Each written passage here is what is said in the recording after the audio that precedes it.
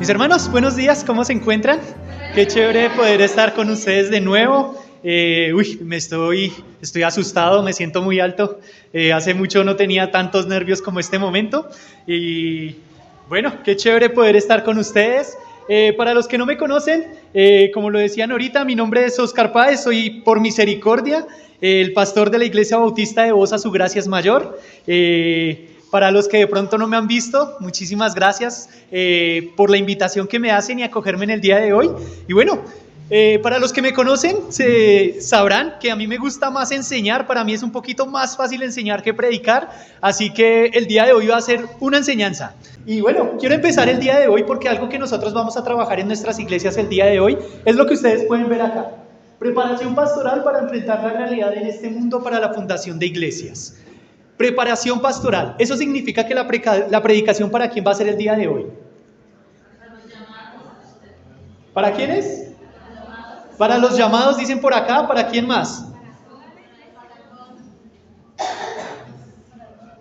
Alguno podría decir, no, es un llamado pastoral, eso significa que solamente es para los hombres, así que las mujeres podemos hacernos a un lado.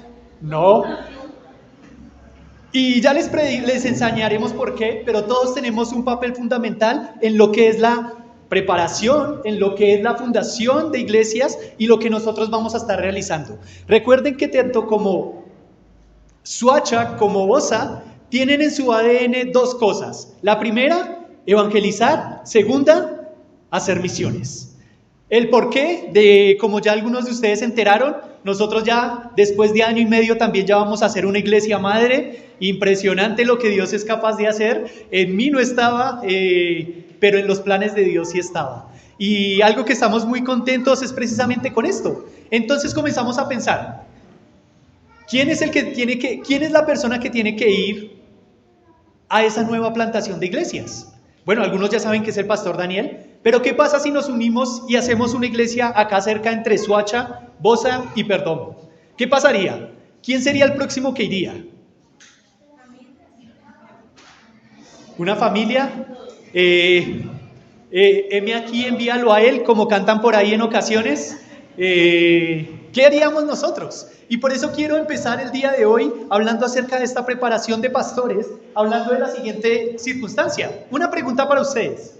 ¿Qué persona está llamada a servir a Dios? Todos. ¿Cómo me sustento? Hechos capítulo 1, versículo 8. Creo que algunos se lo deben saber de memoria. Hechos 1:8.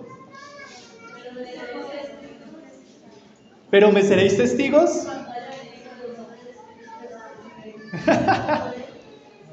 Parafraseado. ¿Alguien que lo lea, por favor? Hechos capítulo 1, versículo 8.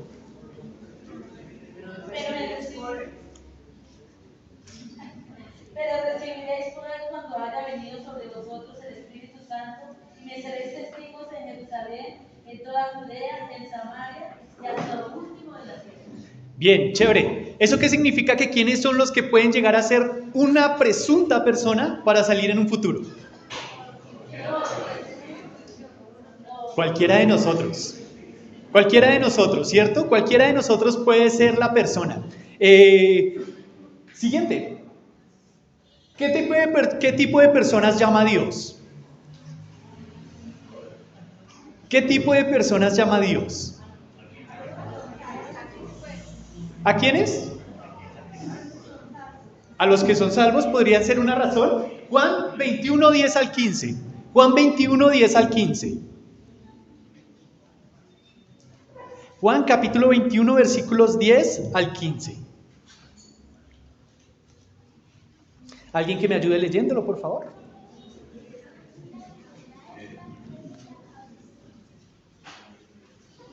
Jesús les dijo: traed de los peces que acabáis de pescar. Subió Simón Pedro y sacó la red a la tierra, llena de grandes peces, 153, y aun siendo tanto, la red no se rompió. Les dijo Jesús: venid y comed. Ninguno de los discípulos se atrevía a preguntar: ¿tú quién eres?, sabiendo que era el Señor. Vino pues Jesús y tomó el pan y les dio, y asimismo del pescado. Esta ya era la tercera vez que Jesús se manifestaba a sus discípulos después de haber resucitado de los muertos. Siguiente versículo. Siguiente. Cuando hubieron comido, Jesús les dijo: Simón Pedro, hijo de Jonás, ¿me amas más que esto? Le respondió: sí, Señor, tú sabes que te amo. Él le dijo: apacienta mis corderos. Bien. ¿Qué tipo de personas llama Dios? Creyentes, pero algo más. Al que ama, pero hay algo más fuerte ahí involucrado. ¿Qué estaba haciendo Simón Pedro? ¿Y pescar qué es? Estaba trabajando. Una persona que anhele ir y servir para poder estar en una fundación de iglesias necesariamente tiene que estar sirviendo, tiene que estar trabajando. Dios no va a llamar a personas que estén quietas. Dios no va a llamar a una persona que está ahí, de pronto, ahí. Una de las cualidades que tenía Simón Pedro era esto, y la mayoría, cuando ustedes van a la Biblia y encuentran los llamados, encontrarán que todas las personas que Dios llamó estaban trabajando. Sus 12 discípulos estaban trabajando. ¿Tú anhelas el ministerio? ¿Quisieras anhelar el ministerio? Lo primero es trabaja. Tanto secularmente como en la iglesia. Tiene que haber un equilibrio completo para cuando Dios llama. Recuerden que el que es fiel en lo poco, es fiel en lo mucho. Y el que es infiel en lo poco, lo va a hacer en lo mucho. Y alguna persona podría llegar: no, pero es que el ministerio, la iglesia Dios trae a las personas. Y podríamos decir: entonces descansamos en eso fácil. La respuesta es: Dios utiliza personas que se están moviendo constantemente. Es necesario que estén dispuestas a entregar su vida por completo y hacia los demás. Ahora, pensemos en algo. En lugar de buscar líderes con credenciales seculares, debemos buscar personas con carácter, buena reputación, habilidad para usar la palabra y pruebas del fruto del Espíritu en sus vidas. Una parte de encontrar buenos líderes consiste en encontrar personas en las cuales podamos confiar y que puedan confiar en nosotros como congregación, que puedan tener suficiente fe en las decisiones y compromisos de la iglesia para sentir que pueden trabajar con nosotros de manera conjunta. Segundo punto, hace un énfasis. Mark Dever, todos conocen a Mark Dever, ¿cierto? Todos han visto acá hasta el momento Membresía de la Iglesia, ¿no? Él es el escritor, Mark Dever, de 9 marcas. Él escribe también hablando acerca del liderazgo eclesial en uno de sus libros. Cuando comenzamos a pensar en esto, ¿qué tipo de personas son las que va a utilizar Dios? Que estén trabajando, que estén dispuestas. Bueno, pastor, yo ayudo en la fundación, pero solamente puedo los domingos de 9 a 12, no puedo más. ¿Qué va a pasar? Pues, creo que va a pasar algo mucho más grave. Siguiente, entonces comenzamos a preguntarnos, ¿qué requisitos debo tener para mirar el ministerio? Ya hay uno básico, que nosotros vamos a comenzar a ver y todos vamos a comenzar. Vamos a comenzar de una escala de menor a mayor grado, en lo que el primero es fácil cumplirlo de alguna manera, pero el último ya nos va a tener que sacar gotas diciendo: uy, ¿de verdad me va a tocar hacer eso? Primero, vamos hasta Tito capítulo 1. Tito capítulo 1, vamos a estar ubicándonos hoy en el libro de Tito capítulo 1 y vamos a estar viendo diferentes aspectos de lo que ustedes van a encontrar ahí, como los requisitos del anciano y obispos. Es lo que vamos a estar viendo el día de hoy. Primero, primer requisito para una persona que anhele el ministerio: ser salvo. Versículo 4. A Tito, verdadero hijo en la común fe, gracia, misericordia y paz de Dios Padre y del Señor Jesucristo. Lo primero que nosotros vamos a encontrar en este momento, perdón un momento. Listo. Lo primero que nosotros vamos a encontrar en este momento es el hecho de que el primer requisito para tú anhelar el ministerio es ser salvo. Y alguno me puede decir: Oscar, pues es que es obvio, ¿no? Es obvio que para uno anhelar o querer empezar una iglesia o pensar en un liderazgo de una iglesia, lo primero que tengo que ser salvo. Es lógico. Pero, ¿qué es lo que el mundo está tratando de enseñar hoy en día o habla acerca de las iglesias? Hoy estamos inundados de personas que simplemente dicen: bueno, ¿quieres salir adelante? quiero salir económicamente adelante, ¿qué hago? Monto una iglesia. No me interesan las personas, no me interesa sus vidas, no me interesa nada. Me interesa la economía. Personas que no están con una vida personal con Cristo, que no tienen un encuentro personal con Cristo, pero se hacen llamar pastores. Y podríamos decir, Óscar, pero es que no lo son. Exactamente, no lo son. El problema es dentro de nuestras iglesias que de pronto yo soy una persona que está viniendo constantemente, pero mi relación con Dios y aún mi vida con Dios no existe. Y de pronto Dios comienza simplemente a hacer un ritualismo y no realmente el Dios salvador de mi vida. Mark Dever y diferentes personas como John Piper utilizan en su libro No desperdicies tu vida, aviva el fuego del don de Dios que hay en ti, como Pablo le dice a Timoteo, diciendo tienes que vivir 100% por Cristo. Tu vida tiene que ser la cruz. Pero eso no va a pasar si primero no tienes un encuentro con tu Salvador. ¿Por qué razón estás el día de hoy acá? Mis papás me obligaron. Si no vengo, mi esposo o mi esposa me regaña. ¿Estás seguro que si tú murieras el día de hoy, irías al cielo? ¿Estarías seguro?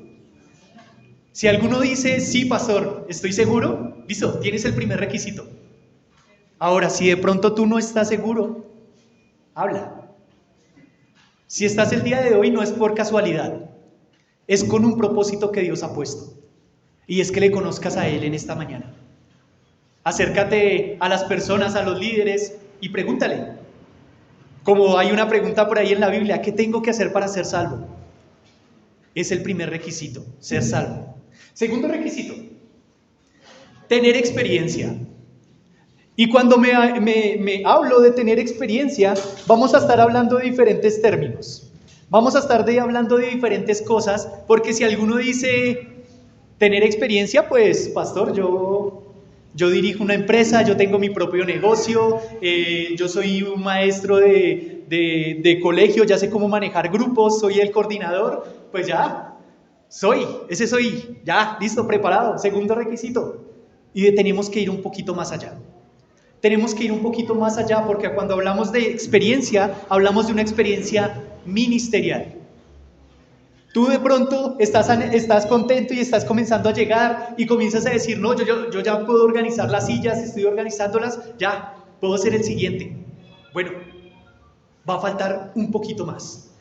Necesito que tengas paciencia para que Dios comience a formar tu vida en todos los aspectos. ¿Y cómo lo vemos? Versículo 5.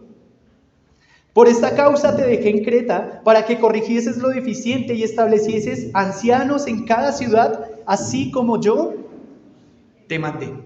Lo primero que vamos a encontrar es, por esta causa te dejé en Creta para que corrigieses lo deficiente. En pocas palabras, una persona que anhele el ministerio necesita, por obligación, saber planificar. Tiene que saber planificar.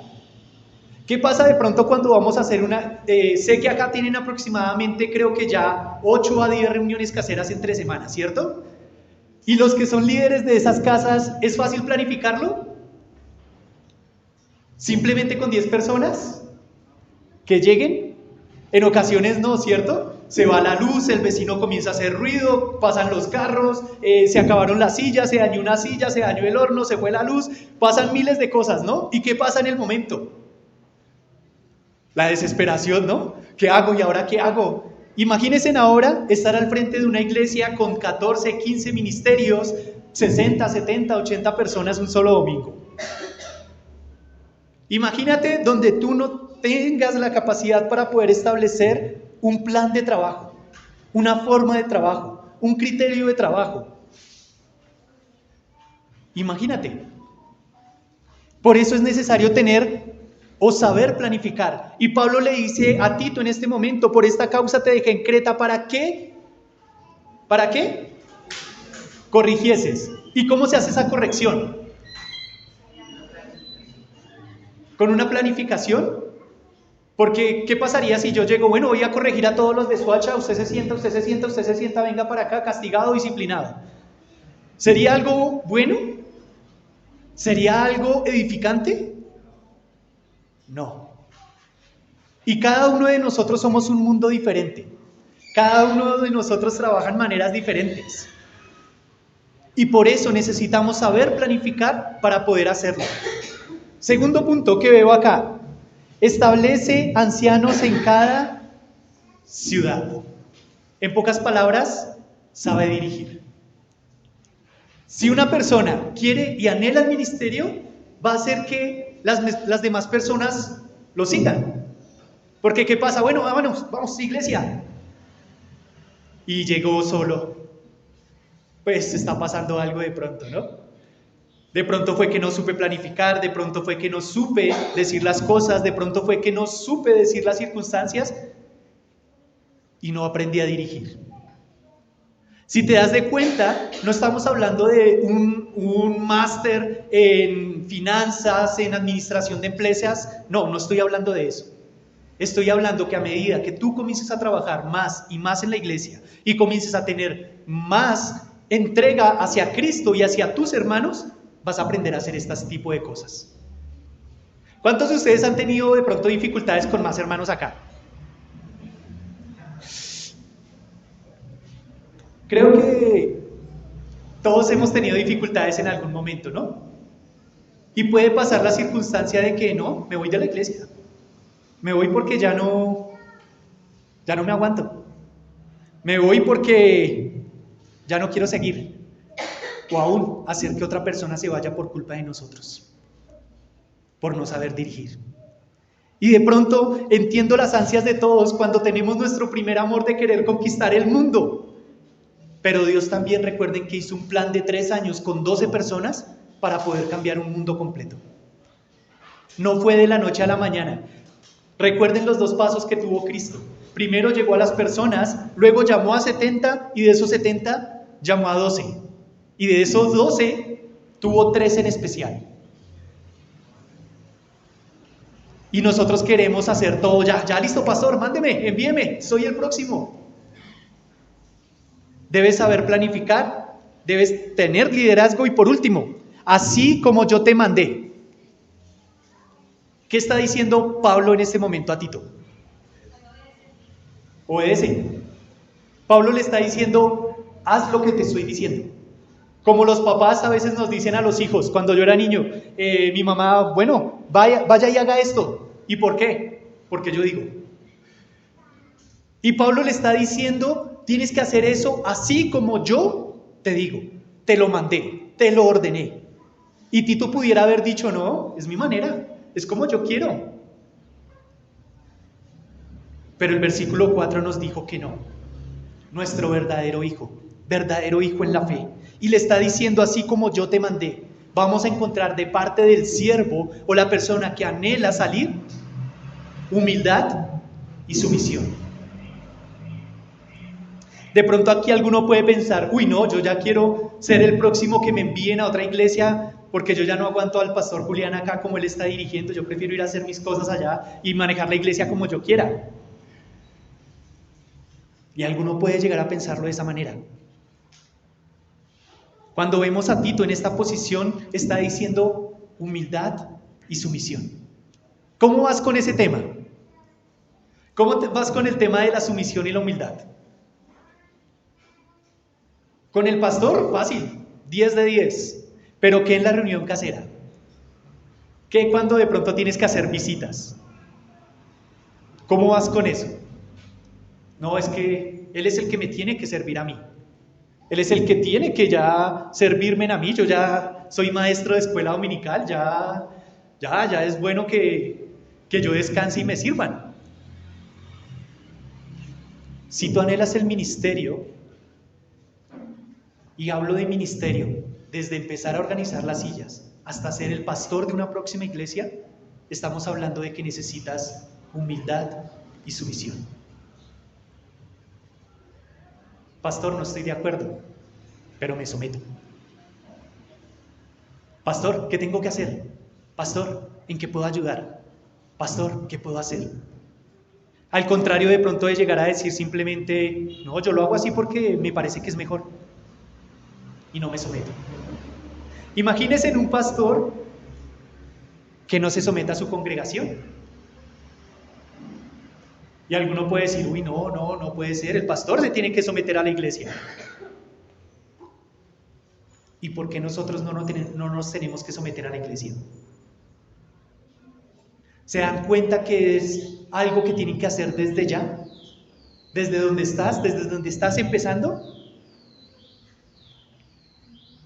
Segundo punto, tener experiencia. Fácil. Los dos primeros son fáciles. Fáciles, ¿cierto? En pocas palabras, solamente estar en silencio, esperando el momento, escuchando y sometiéndome. Fácil. Creo que a ninguno le va a costar esto, ¿cierto? Para ninguno es difícil no someterse. Es fácil, ¿cierto? Bueno, miremos el tercer punto porque todo comienza a tornarse más oscuro todavía. Siguiente, vida familiar. Esto alguno puede decir, listo, ya tengo mis hijos, ya están grandes, ya tienen universidad, estudio, tienen sus familias, ya puedo empezar. Pero bueno, vamos a mirar un poquito más allá. Versículo 6. El que fuere irreprensible, marido de una sola mujer, y que tenga hijos creyentes que no estén acusados de disolución ni de rebeldía. Aquí comienza a ponerse todo un poquito más fuerte, ¿no? Porque ya no depende de nosotros. ¿Depende de quién? De la familia un poco, ¿cierto? De pronto yo puedo ser un muy buen líder acá en la iglesia, soy entregado, estoy bien, todos me aman, soy el próximo líder, y en mi familia todos me odian. La esposa no se somete, los hijos no se someten, no le obedecen, no quieren vivir con él, le gritan constantemente porque no eres en la iglesia, porque no eres acá en la casa como eres en la iglesia. Imagínense en esa circunstancia. Imagínense en un siervo o un líder con estas circunstancias. Primero, vamos a ver lo siguiente. Los problemas familiares no son nada nuevo. En un mundo caído, a quienes debemos amar más, es decir, a nuestras familias, a menudo se convierten en aquellos con quienes más peleamos constantemente. La Biblia no encubre el pecado y registra una serie de problemas familiares. Alguno puede decir, no, es que el problema que yo tengo en la casa es único. Pero bueno, cuando vamos a la Biblia vamos a encontrar problemas familiares de todos los índoles. Por ejemplo, empecemos con Adán y Eva, cuando culpa a su esposa por haber comido. Luego pasamos porque hay una rivalidad entre hermanos, la historia entre Caín y Abel. Continuamos porque hay celos entre esposas, porque una de las consecuencias negativas de la poligamia se encuentran en la historia de Ana, Lea y Raquel. ¿Recuerdan lo que pasó allá con su esposo? Todo lo que tuvo que pasar, que estuvo con una, luego con otra, y él amaba a otra, y hubo un problema impresionante con el tema de la poligamia. Siguiente, Elí y Samuel, hijos descarriados. Jonathan casi fue asesinado por su padre. David fue quebrantado por la rebelión de su hijo Absalón. Fue perseguido. David fue perseguido por su propio hijo. Oseas experimentó dificultades matrimoniales. Y en cada uno de estos casos, las relaciones se dañan por culpa del pecado. La Biblia tiene mucho más que decir acerca de las relaciones, incluyendo la dinámica familiar. La familia fue la primera institución que Dios estableció para la interacción humana, allí en Génesis capítulo 2. Es por eso que Él creó una esposa para Adán y los unió en matrimonio. Citando este suceso, Jesús dijo, tiempo después, lo que Dios juntó, no lo separe el hombre. Mateo capítulo 19. El plan de Dios es que un hombre y una mujer permanezcan casados hasta que uno de ellos muera. Él quiere bendecir esa unión con los hijos que se van a criar en disciplina y amonestación del Señor. Muchos problemas familiares surgen cuando nos rebelamos contra el diseño de Dios, por ejemplo, la poligamia, el adulterio, el divorcio, causan problemas porque se apartan del plan original de Dios. Este es el mayor problema que tenemos hoy en día. Hoy en día, la misma sociedad se está encargando de destruir familias. Los jóvenes están comenzando a crecer con el ámbito de ¿para qué me caso? Eso es una etiqueta. ¿Por qué no nos podemos simplemente ir a vivir y ya, experimentamos? Pues si no funciona, cada uno coge sus cosas y nos vamos. Pero Dios en este versículo 6 nos está hablando de la unión familiar, del matrimonio como esencia para una persona que anhele el ministerio.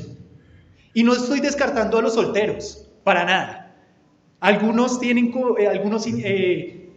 que es posible que un joven o una persona soltera sirva a Dios como líder, pero personalmente, con todo lo que he podido vivir, les digo, es un peligro.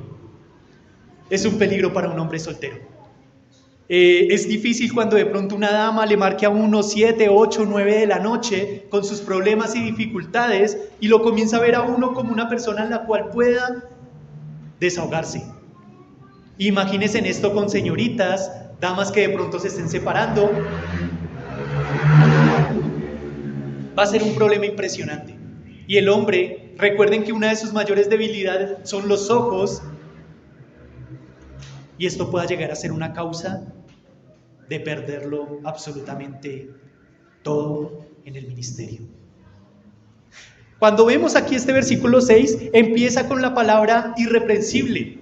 Y cuando hablamos de esta palabra irreprensible, en este versículo estamos hablando de ser irreprensible en el aspecto sexual.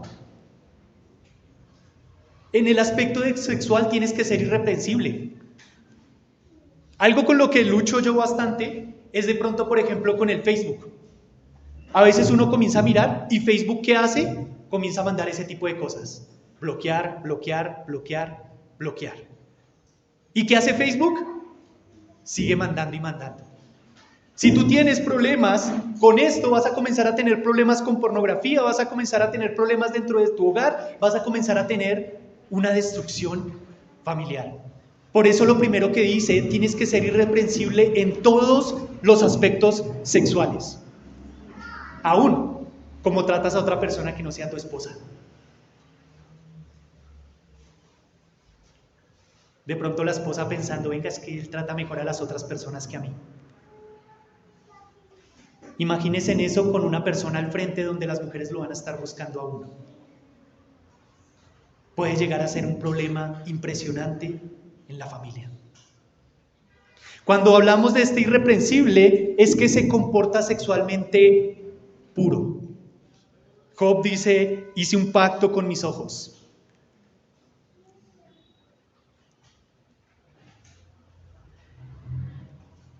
¿Y qué es lo que tú estás haciendo? ¿Qué es lo que estás mirando?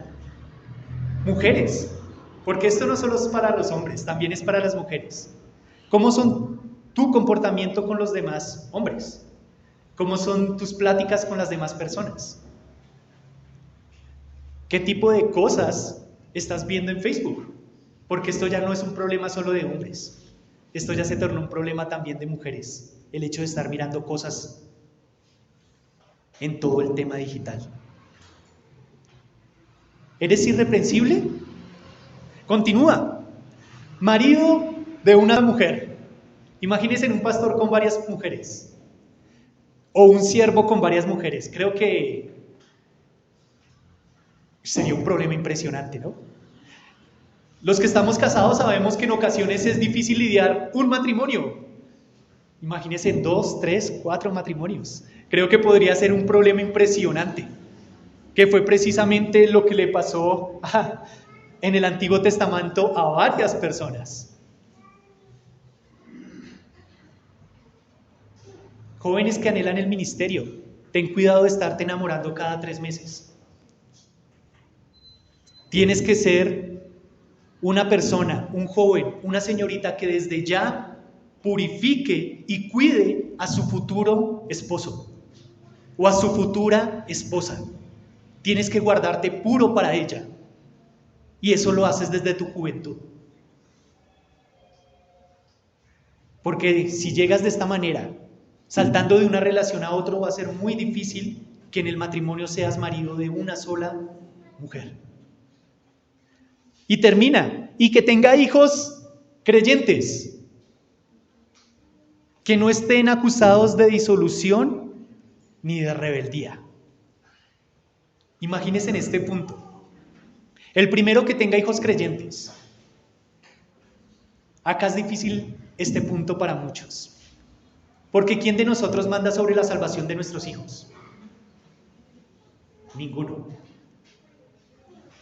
Y por eso algunos concuerdan, algunos comentaristas y grandes pastores a través de la historia concuerdan es con el segundo punto, que no estén acusados de disolución y rebeldía. Puede que su hijo no sea creyente, pero sí se somete. Y podemos estar pensándolo de esta manera. Nosotros no somos quien para salvar, pero sí quien para dirigir a nuestros hijos. Padres, hijos, ¿cómo se están comportando en el matrimonio? Ahora, la vara empieza a subir cada vez más.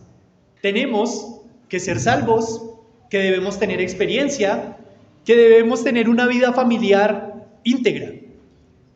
Vamos con el cuarto punto. Vida ministerial. Vida ministerial, versículo, yo creo que hay versículo 7, pero es el versículo 8. Versículo 7. Porque es necesario que el obispo sea irreprensible como administrador de Dios, no soberbio, no iracundo, no dado al vino, no pendenciero, no codicioso de ganancias deshonestas. Una vida ministerial. Y alguno puede decir, pues es obvio, pastor, que si anhela el ministerio tiene que ser ministerialmente activo. Pero es difícil porque muchas personas en ocasiones llegan a una iglesia queriendo empezar y hacer todo su trabajo y trabajar, pero sin personas. Alguien dice por ahí, el ministerio sería tan bonito sin personas, pero es complicado, ¿no? Porque trabajamos por vidas, trabajamos por personas. Y lo primero que tenemos que comenzar a desenglosar, porque aquí voy a gastar la mayor cantidad de tiempo, es esto. Primero, porque es necesario que el obispo, pero nosotros vamos a cambiarlo por la palabra líder. Es necesario que el líder sea irreprensible. Lo mismo que nos hablaba el versículo anterior, ¿cierto? Irreprensible. Pero en el anterior era una vida sexual. Ahora lo vamos a ver desde una vida ministerial. ¿Por qué? Que no sea irreprensible. Irreprensible, considérese como que no se le puede acusar de nada. Y no estoy diciendo que de pronto no haya una persona que otra que diga, no, yo no estoy de acuerdo. El problema es donde, 4, 5, 6, la iglesia completa diciendo, no, yo no estoy de acuerdo. Pues habría un problema grande, ¿no? Ahí es donde el tema de irreprensible comienza a tomar fuerza. ¿Por qué? Porque es necesario que el obispo sea irreprensible como ¿qué? Administrador. Administrador de Dios. ¿Qué sería administrador de Dios? ¿Qué creen ustedes que sería un administrador de Dios?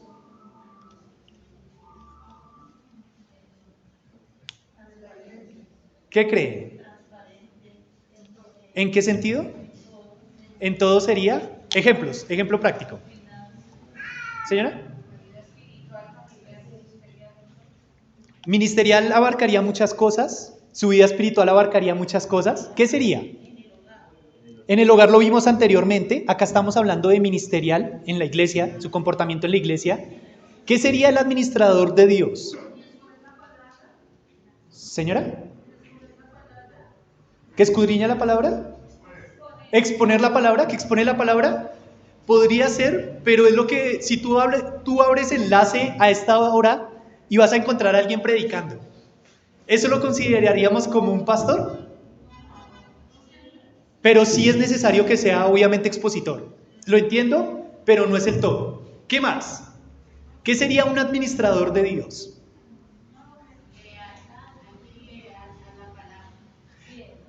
Leal, fiel. Yo podría hacer en privado eso, pero solamente eso. ¿Sea qué? Humilde, como lo vimos anteriormente, pero eso abarcaría muchas más cosas. ¿Qué sería un administrador? Si yo a alguien les digo, yo no estoy lejos de la realidad de aquí porque yo vivo aquí en Hogares. Si yo le digo a alguno de ustedes, mire las llaves de mi casa, por favor administrenlas. ¿Ustedes qué pensarían que tendrían que hacer? ¿Pero qué tendrían que hacer?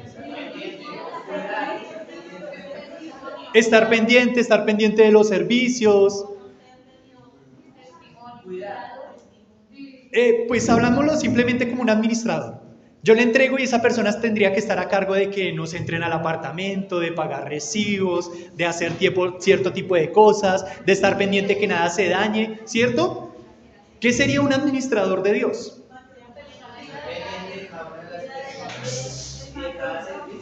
Estar pendiente de las personas. Ser una persona diligente. Una persona que esté activa, una persona que esté dispuesta, una persona que esté trabajando, una persona que esté dispuesta a ayudar a los demás. Administradores, administrar a cada una de las personas que lleguen a la iglesia. Pero si de pronto yo soy de los que, me escribió el hermano, perdón la palabra que voy a utilizar, qué fastidio, me toca responderle. Y entendemos obviamente el tema laboral, ¿no? Pero si todo el tiempo hay excusas. Para la iglesia, no, hermanos, el domingo no tenemos servicio porque es que no nos prestaron el salón, entonces no va a haber servicio. Y comenzamos a ser desorganizados administrativamente de lo que Dios nos regala. Uno de los conceptos que tenemos nosotros en nuestra mente y lo hemos aprendido en los últimos 2 años, son cada uno de ustedes, son un regalo para nuestra iglesia. Son un regalo. ¿Y qué pasa cuando a mí me regalan algo? ¿Yo qué voy a hacer? Cuidarlo, amarlo. Los que me conocen saben que una de mis últimas pasiones son las motos. Hay una moto, la moto de mis sueños es una BMW 310 y pienso en ella y la anhelo, paso por el concesionario y la miro y digo, uy, un día va a ser mía, y resulta que un día mi esposa llega, mira, las llaves, ¿yo qué voy a hacer? Nadie me la mira, es solo mía, va a ser para mí. ¿Qué pasaría con la iglesia si yo no sé que la iglesia es un regalo también para mi vida? El hermano necesita tal cosa, vamos a ayudar, vamos a estar pendientes, vamos a guiar, vamos a estar con ellos. Si yo no lo veo de esa manera, ¿qué va a pasar? Me voy. Una de las críticas mayores de las personas cuando se van de las iglesias es, a esa iglesia le falta amor.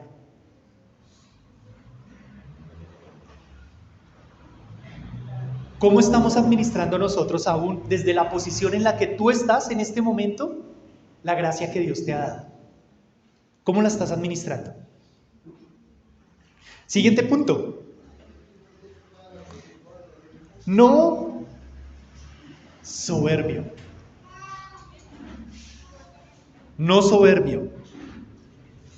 El significado bíblico se refiere a la altivez, prepotencia y ego que puede tener una persona. Se da cuenta esta de por medio de la superioridad. Es algo soberbio que no cree en la igualdad, que es incapaz de reconocer sus faltas, pues se cree que es un ser casi perfecto.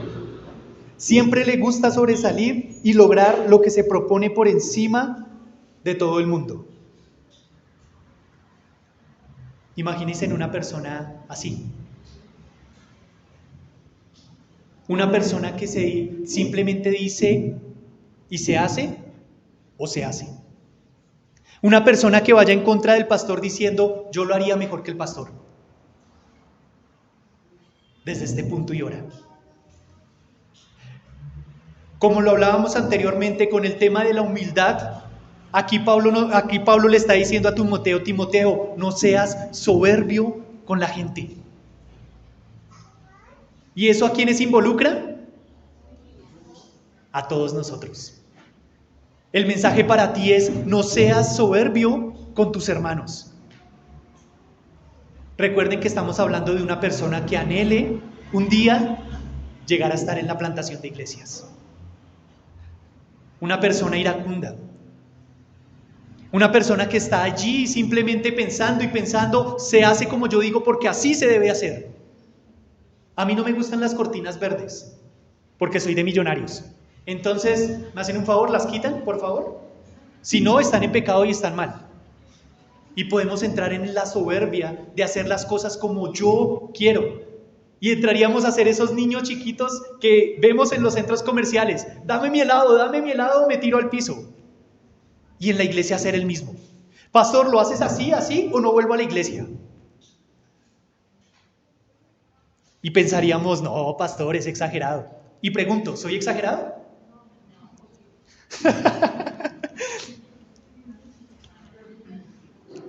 Cuando las cosas no se hacen a nuestra manera, tendemos a la defensiva y a culpar a los demás. ¿Sí ve? Eso salió mal porque yo le dije al pastor que no hiciera las cosas así. ¿Sí ve? Eso no funcionó porque yo sabía que eso no era así. ¿Sí ven? Eso se ve feo porque yo les dije que ese no era el color. Y podemos estar pensando en una persona soberbia. Y al ser una persona soberbia va a desencadenar el siguiente punto, que es no iracundo. Versículo 7 continúa. No administrador de Dios, no soberbio, no iracundo. Si yo soy una persona soberbia, ¿a qué voy a hacer constantemente? Ser mal geniado. Ser mal geniado. Iracundo, propenso a la ira o poseído por ella. Se dice de los elementos alterados. Y les digo,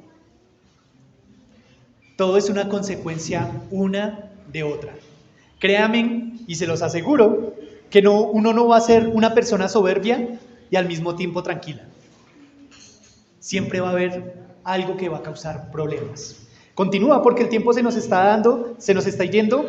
Siguiente punto, es fácil, este es fácil. No dado al vino. Fácil, ¿cierto? De pronto para alguno, la mayoría de nosotros puede llegar a ser fácil. De no, pues no tomar, pues normal. Para mí es igual, de pronto alguno creció como yo. A mí el olor a cerveza, a mí el olor a todo esto no es algo agradable para mí. Pero de pronto haya aquí alguien que sí dice, pastor, yo tengo un problema con esto. Busca ayuda. Busca ayuda. Todos tenemos problemas con diferentes circunstancias. Y por eso Pablo le dice a Tito, ten cuidado con el vino. Porque recuerden que puede traer embriaguez y puede llegar a traer problemas. Luego continúa. Porque después, imagínense en una persona soberbia, iracunda, que está tomada. Pasa lo siguiente. No dado al vino, no pendenciero. Pero también, ¿será que se puede ser pendenciero dentro de la iglesia? Es que la verdad a mí la aromática no me gusta. Y solo nos dan aromática. Y llego y me reciben con aromática. Y me voy y me dan aromática. Y puedo comenzar a causar problemas. Hermano, ¿sí ve que acá nomás dan aromática? Solamente eso. El hermano, sí, es verdad. Y comienzan dos y se comienza a reproducir porque la aromática es lo que no les gusta. Y comenzamos a poner problemas. Ahora, vamos un poquito allá. Muchos de ustedes ya creo que están sirviendo. ¿Cómo es el servicio con los demás? Fácil, sencillo. Todo el mundo se entiende con todo el mundo. ¡Ah, qué bendición! ¿No es cierto? Llegan las noches navideñas. Yo sé que ustedes también van a hacer noches navideñas, creo. ¿Y qué pasa en esas noches navideñas? Alegría, ánimo, pero resulta que voy a la casa de este hermano y a mí no me gusta la aromática. Y comienzan esos problemas simplemente por las dificultades. Pendenciero es del adjetivo que califica a la persona que evidencia una propensión a las peleas y los enfrentamientos. El término deriva de la pendencia, una palabra que se emplea para nombrar a las disputas o a los altercados. Y podemos pensarlo de esta manera. Una persona problemática, una persona que a todo le ve el lado negativo. Todo es un problema, nada le gusta. Continúa, porque el tiempo se nos fue. Versículo siguiente, no codicioso de ganancias deshonestas. ¿Para qué vamos a montar una iglesia? Para ganar vidas, para salvar más almas. Pero ¿cuál es el concepto de una iglesia para el mundo? Riquezas, dinero. Una historia de parte de uno de los pastores de la federación en Funza, sí es Funza, ¿cierto, amor? En Fusa. Resulta que salió un pastor de la iglesia de Tunal, empezó la obra en Fusa, y él vivía acá en Bogotá, y él tenía su carrito, un carrito viejito, no tan modeludo, viejito. Y resulta que el pastor de la iglesia de Tunal cambió su carro y se lo vendió a él, y era mucho más modeludo. Prácticamente se lo regaló, nos decía el pastor Alejandro. Y ya llevaba a la iglesia un par de meses. Y había un vecino que siempre le ponía problemas a él. Y adivinen qué pasó cuando él llegó con este carro que el pastor prácticamente le regaló. ¿Sí ven? Todas las iglesias son iguales. Ya mire, el pastor ya cambió de carro y todo. Uy. Pero lamentablemente estamos en una sociedad donde muchas personas se están encargando de hacer esto. De ver el evangelio como una fuente de ganancia deshonesta. Donde lo importante no son las personas, las vidas, el crecimiento, Cristo, sino lo importante es su casa, su carro, su beca, su vida familiar, que todo esté estable. Si tú vas a entrar al ministerio con la idea de, voy a ser pastor para que me mantengan, te voy a decir que te vas a caer feo. Vas a caer feo por esto. Y por último, versículo 8, el carácter. Todos acá tenemos un carácter fácil, ¿cierto? Amén, bendición.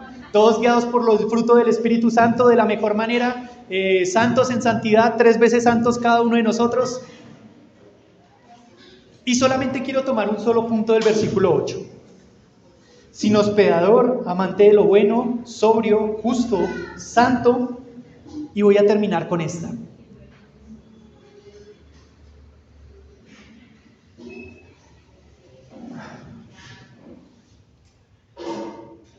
Termina diciéndonos,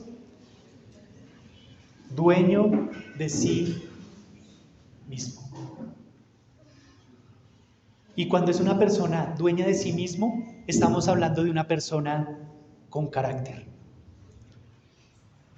Qué difícil de pronto, pastor. ¿Qué le parece si hacemos esto? Sí, hermano. Llega el otro, pastor, ¿qué le parece si hacemos esto? Sí, hermano. ¿Qué parece si hacemos esto? Sí, hermano. Y a todo el mundo le dice que sí. ¿Qué va a pasar?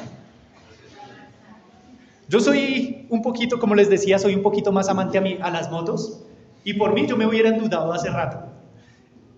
Amor, mira esta moto. Amor, mira esta moto. Y mira esta. Y mira esta. Y mi esposa es la que, no hay plata. No se puede. No podemos. ¿Y qué hubiera pasado si en la iglesia el líder toma la misma determinación? Escuchar a todo el mundo y ser la persona que todo el mundo mueve.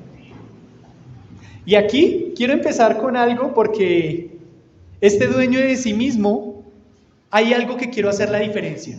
Hay algunas personas que tienden a no diferenciar temperamento de carácter. ¿Qué es una persona temperamental? ¿Señor? De sus emociones. ¿Y qué es una persona con carácter?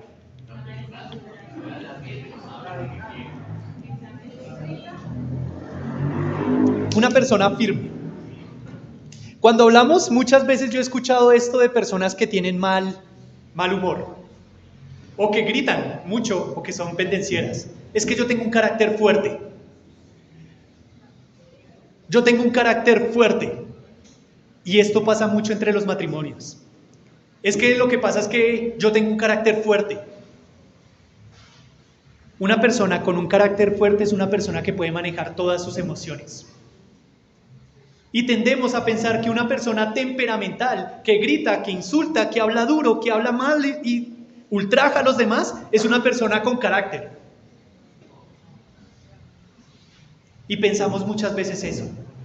Una persona con carácter es una persona que bajo cualquier circunstancia se va a mantener estable. ¿Que van a haber altibajos? Claro, es normal. Y más en el ministerio. Con personas, cuando a veces uno no se aguanta ni sus propios problemas, llega esta persona: pastor, mire, me pasó esto, se acabó de morir mi familiar, acabé de perder mi hijo, acabo de pasar esto, pasó una tragedia, me quedé sin trabajo, y sales de allí, de esta casa, horas, sales llorando con este hermano y vas a la siguiente: pastor, mire, compré mi carrito nuevo. Imagínate tú andar en esa sub y baja de emociones. Te lo aseguro que te vas a volver loco. Si no eres una persona con carácter que sabes lidiar con todas las circunstancias, te aseguro que el ministerio te va a volver loco, porque no vas a poder con él. Termina este versículo 8 diciéndonos: dueño de sí mismo. ¿Y por qué quise terminar aquí? Porque si te das de cuenta de que eres dueño de sí mismo, vas a poder completar todo lo anterior. Pero todo empieza desde una vida, desde la salvación. ¿Anhelas el ministerio? ¿Deseas el ministerio? No es difícil. El problema es dejarse guiar por Dios. Si tú anhelas el ministerio, lo único que tienes que preocuparte es por tu relación con Dios, y eso te va a llevar a preocuparte por tus hermanos. Y de ahí Dios comenzará a hacer todo, te lo aseguro. Pero no va a ser de la noche a la mañana. Porque quiero animarles y terminar diciéndoles Filipenses 1:6. Estando persuadidos de esto, que el que comenzó en vosotros la buena obra, la perfeccionará hasta el día de Jesucristo. Ser líder es fácil. Ser un siervo es difícil. Y eso es lo que necesitamos en nuestras iglesias. Siervos. ¿Anhelas y quieres y deseas el ministerio? Te lo aseguro, primero tienes que ser un siervo, antes que cualquier otra cosa. Y puedes tener todo lo anterior: carácter, una vida espiritual, tu familia puede estar bien. Pero si no tienes una relación con Dios, es como decir: yo voy a tener mi moto BMW 310 y no tener para tanquearla. Va a ser exactamente lo mismo. Puedes llegar al ministerio, pero estar tan lejos de Él, que en vez de ser una bendición, va a ser una frustración. Mis hermanos, quiero animarles, porque ya ustedes comienzan a ser parte también de una iglesia, otra iglesia hija también. Todos vamos a comenzar a ser parte de una iglesia hija en Tabio. Y podemos decir: sí, ve, nosotros sí hacemos el plan de Dios. Pero ¿cuántos de nosotros ya estamos dispuestos para llegar a salir? Y alguno me puede decir: pastor, ya.